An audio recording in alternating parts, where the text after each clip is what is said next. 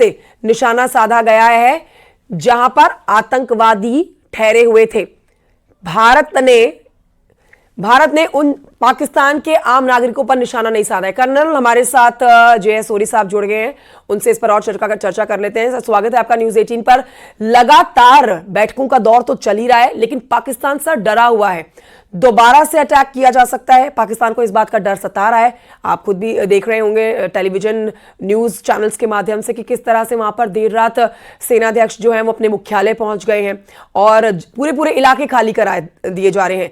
फिलहाल एक तस्वीर जो हम दिखा रहे हैं वो लाहौर की है सर, जहां पर धमाके हुए और आसमान में धुएं का गुबार उठता हुआ देखा गया है। तो एक तरफ पाकिस्तान को भारत से एक बार फिर से हमले का डर, और वहीं पाकिस्तान के खुद के अंदर खाने में इस समय जो है वो जबरदस्त हलचल मची हुई है। जय हिंद कंचन जी, ये मेरा सौभाग्य कि मैं आपके न्यूज चैनल में हूं। भारत ने जो ऑपरेशन सिंदूर किया उसके बाद पाकिस्तान बिल्कुल बौखला गया है, क्योंकि पाकिस्तान ने कभी एक्सपेक्ट नहीं किया था कि इतने बड़े लेवल पे ये ऑपरेशन होगा। इससे पहले जितने भी सर्जिकल स्ट्राइक हुए, चाहे जो गोपनीय हुए या जो पब्लिक डोमेन में आए, वो सिर्फ एक आधे टेररिस्ट कैंप को टारगेट करते थे। लेकिन इस बारी 9 आतंकवादियों के कैंप को टारगेट करना, 5 जो पाकिस्तान ऑक्युपाइड जम्मू कश्मीर, 4 मुख्य पाकिस्तान में, डेफिनेटली पाकिस्तान में किसी ने नहीं सोचा था। और जो अब भारत सेना ने कल किया, इसके बाद ये डेफिनेट है कि पाकिस्तान को पता है कि उसने कुछ ना कुछ करना है। कंचन जी, भारतीय सेना की पढ़ाई में सिखाया जाता है कि पाकिस्तान पलट के वार जरूर करता है, काउंटर स्ट्राइक जरूर करता है। हमने पहले भी देखा है, जो हमारे 4 युद्ध हुए पाकिस्तान में, पाकिस्तान से, तभी उसका काउंटर अटैक आता था। हमने देखा 26 फरवरी 2019 को हमने बालाकोट के अगले दिन उन्होंने स्विफ्ट रिटॉर्ट किया। तो डेफिनेटली पाकिस्तान ने कोई ना कोई रिटेलिएट करना है। लेकिन पाकिस्तान को यह भी पता कि अगर उसने इस बारी रिटेलिएट किया, भारत ऑपरेशन सिंदूर से 5 गुना हमला करेगा, क्योंकि अब भारत रुकने वाला नहीं है। 78 साल हमने पाकिस्तान को बहुत दे दिए बातचीत के लिए, कूटनीतिक बातों के लिए, ये प्रतिबंध वो प्रतिबंध, ये अंतरराष्ट्रीय फोरम में जाना, वहां अंतरराष्ट्रीय फोरम में जाना। हमने देखा इसका कोई फायदा नहीं हो रहा है। अब हमें एक बड़े पैमाने पे स्ट्राइक्स करनी होगी, जिसका पुख्ता सबूत पाकिस्तान और दुनिया को कल मिल गया है।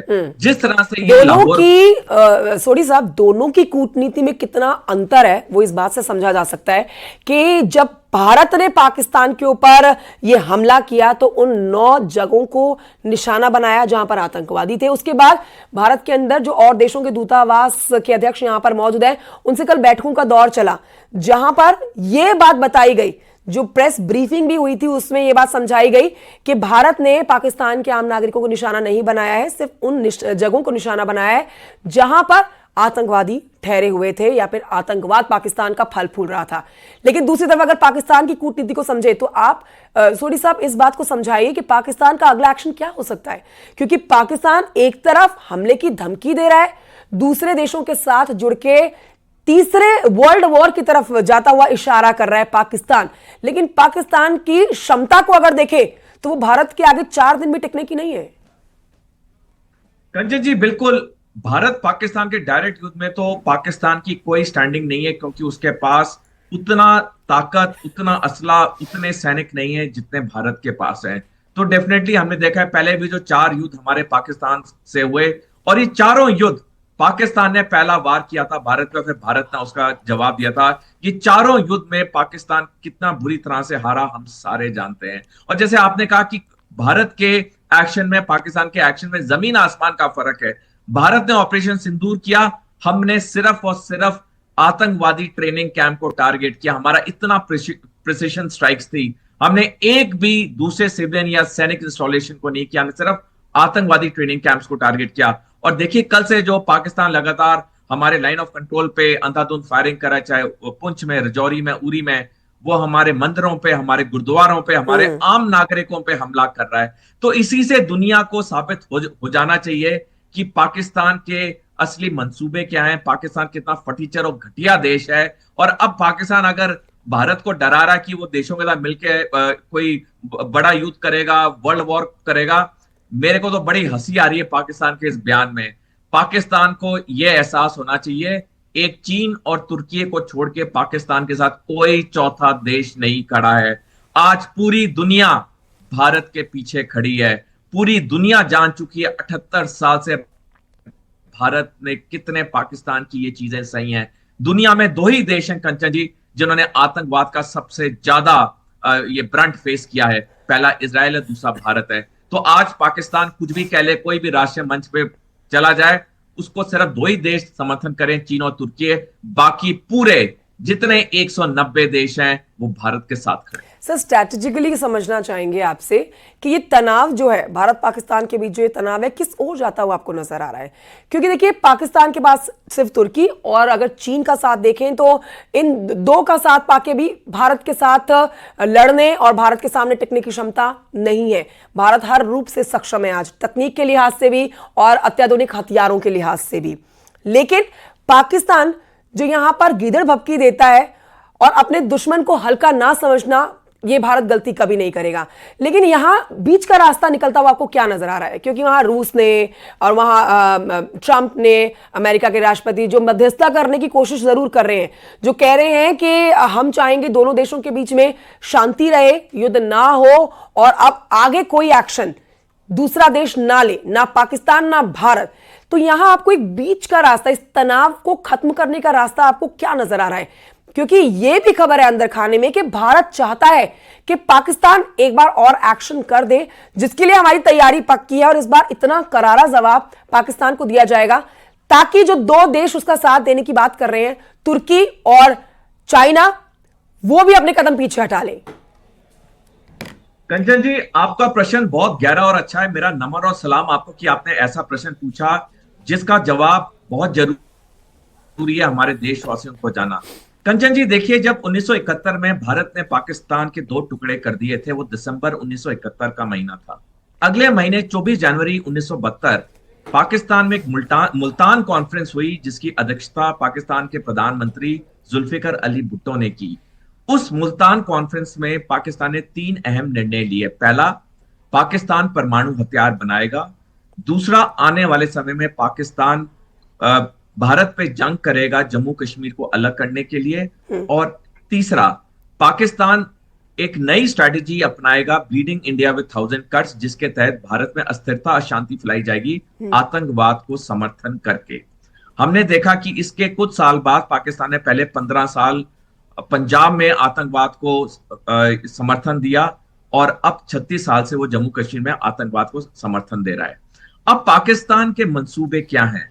पाकिस्तान का जो लॉन्ग टर्म एम है, पाकिस्तान का लॉन्ग टर्म एम है कि वो 2035 में चीन के साथ मिलकर भारत पे 2 फ्रंट वॉर करेगा।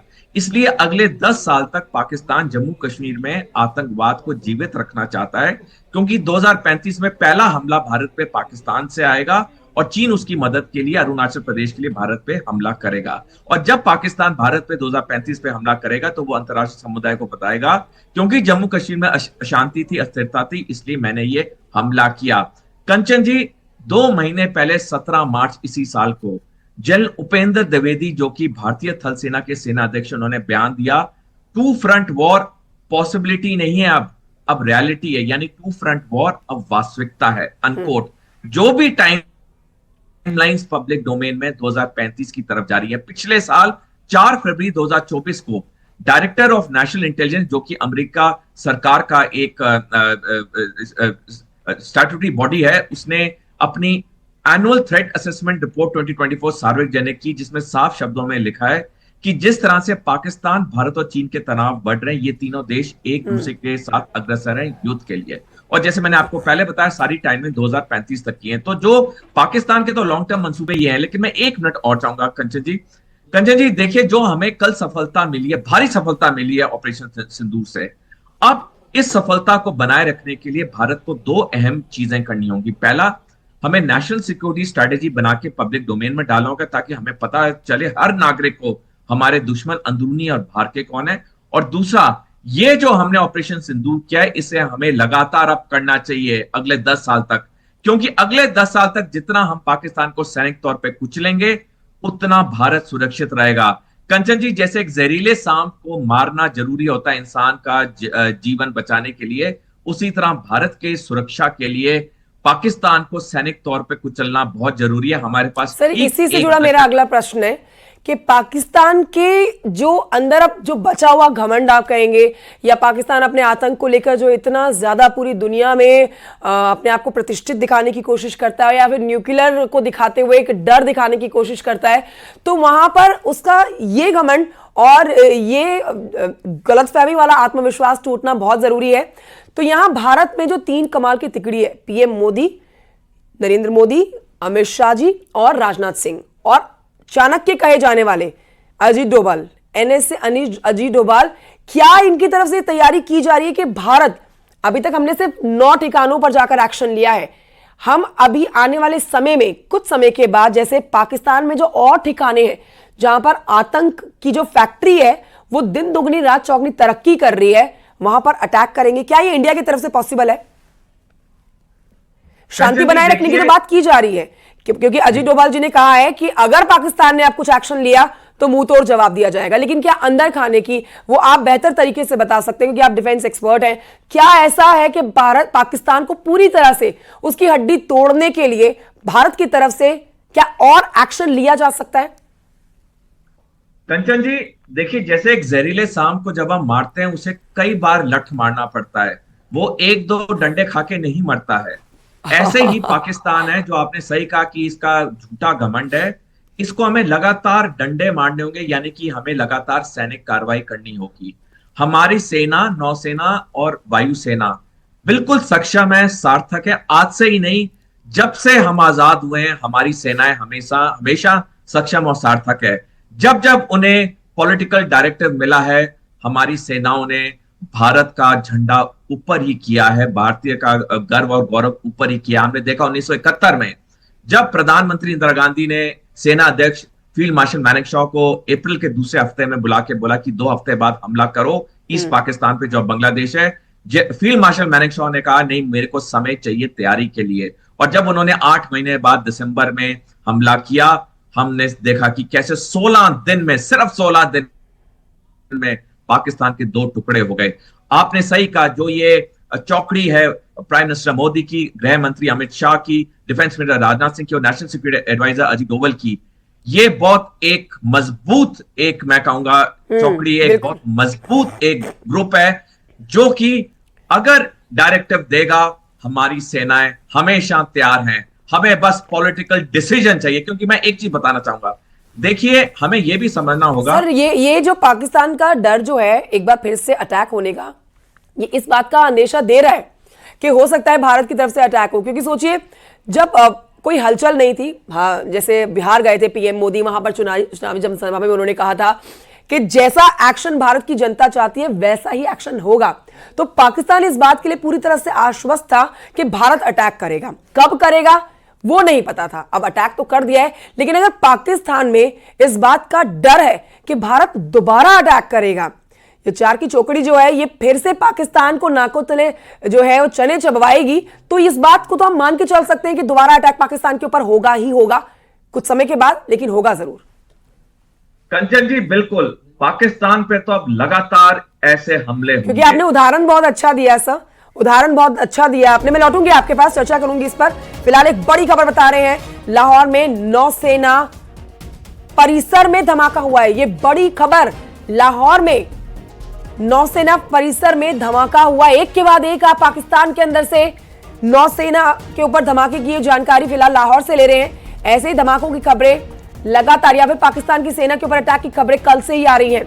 लाहौर में नौसेना परिसर में धमाका हुआ है, पुराने एयरपोर्ट के नजदीक है ये पाक नौसेना का परिसर। बड़ी खबर इस समय की बता रहे हैं, लाहौर में नौसेना परिसर में इस समय धमाका हुआ है। जो तस्वीरें आपने देखी थी वो यानी कि लाहौर नौसेना परिसर की थी, जहां पुराने एयरपोर्ट के पास है ये पाक नौसेना का परिसर जहां धमाका हुआ है। सूरी साहब लगातार हमारे साथ बने हुए हैं। सूरी साहब, जो प्रश्न मैंने आपसे किया था, क्योंकि उदाहरण आपने बहुत अच्छा दिया, सांप को मारने के लिए बार बार उसके ऊपर जो है वो डंडे बरसाने ही पड़ते हैं। एक बार डंडा मार के अगर सांप नहीं मरा तो उसको मारने के लिए ये हथकंडा, यानी कि पाकिस्तान के घमंड को पूरी तरह से मारने के लिए अटैक बार बार भारत की तरफ से किया जा सकता है। बात पूरी करिए अपनी सर।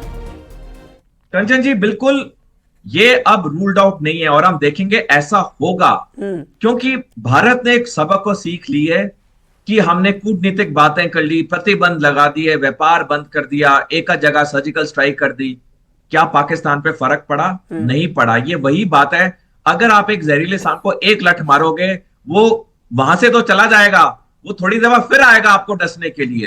तो अगर आपने अपना जीवन बचाना है, आपने उस जहरीले सांप को कई लठ मार के मारना है।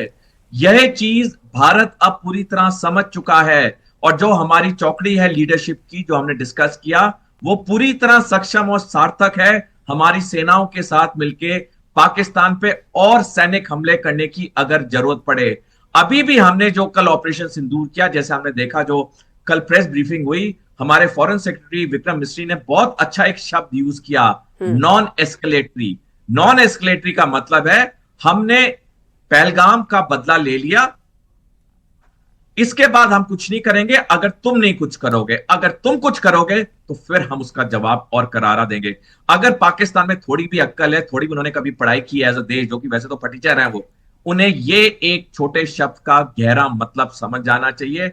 अगर नहीं वो समझे, तो भारत तो इस बारी बहुत करेगा। लेकिन सर ये बात जो आप कह रहे हैं ना कि पाकिस्तान की बुद्धि का कुछ नहीं पता, क्योंकि कम पढ़ाई लिखाई, वो कहते हैं ना कि एक मंद बुद्धि को आप भीख दे दे पर ज्ञान ना दे, तो पाकिस्तान उन देशों में अपनी गिनती कराता है।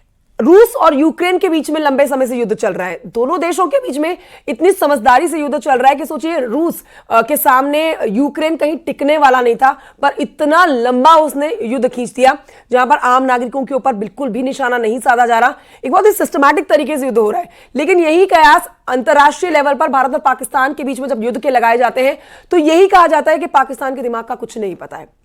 पाकिस्तान, और ये बात कल उनके सेनाध्यक्ष की तरफ से कही भी गई थी सर, कि अगर अब पाकिस्तान के ऊपर हमला हुआ तो या तो दुनिया के नक्शे में पाकिस्तान होगा, या फिर दुनिया में ऐसी तबाही मचाएगा जो किसी ने सोची नहीं होगी। कंचन जी देखिए, पिछले साल तक पाकिस्तान के पास भारत से ज्यादा परमाणु हथियार थे, ये हकीकत है। लेकिन अभी एक हफ्ते पहले सिप्री की नई रिपोर्ट आई है, जिसमें साफ लिखा है कि भारत के पास अब पाकिस्तान से ज्यादा परमाणु हथियार हैं। अगर पाकिस्तान बार बार धमकी दे रहा है परमाणु हथियार इस्तेमाल करने की, तो उसे पता होना चाहिए कि हमारे पास पाकिस्तान से ज्यादा परमाणु हथियार है। अगर पाकिस्तान ने ये बेवकूफी की परमाणु हथियार इस्तेमाल करने की, ठीक है सर, मैं आपको माफ कीजिए रोक रही हूं बीच में, मैं आपसे आगे इस उत्तर को जरूर सुनूंगी।